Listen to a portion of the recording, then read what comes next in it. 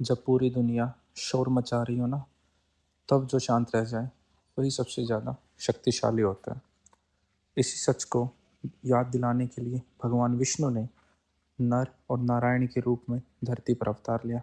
नमस्कार दोस्तों, आज हम बताने जा रहे हैं भगवान विष्णु के नर और नारायण अवतार के बारे में। नर मतलब इंसान और नारायण मतलब स्वयं ईश्वर। दोनों अलग नहीं थे, बल्कि एक ही सत्य के दो रूप थे। यह अवतार यह बताने के लिए था कि जब इंसान अपने कर्तव्य को समझ लेता है, तब उसके अंदर ही ईश्वर जाग उठता है।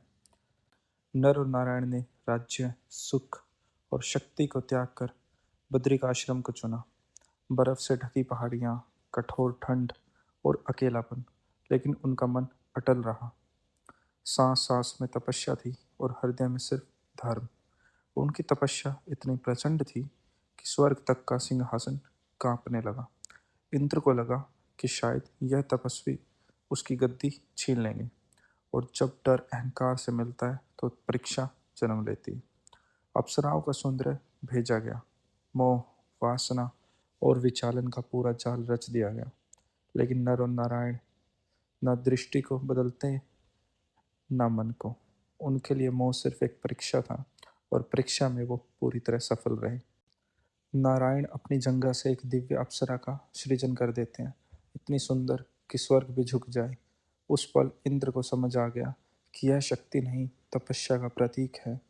यह यह बताने के लिए था कि जो अपने मन को जीत लेता है, वो पूरी सृष्टि को जीत सकता है। यह कहानी देवताओं और अप्सराओं तक सीमित नहीं रही, यह कहानी हम सब की है। आज भी हम रोज किसी न किसी अप्सरा से लड़ रहे हैं। मोबाइल का मोह, पैसा, गुस्सा, कंपैरिजन और ईगो, और अक्सर हम वहीं हार जाते हैं जहाँ नर और नारायण शांत रह गए।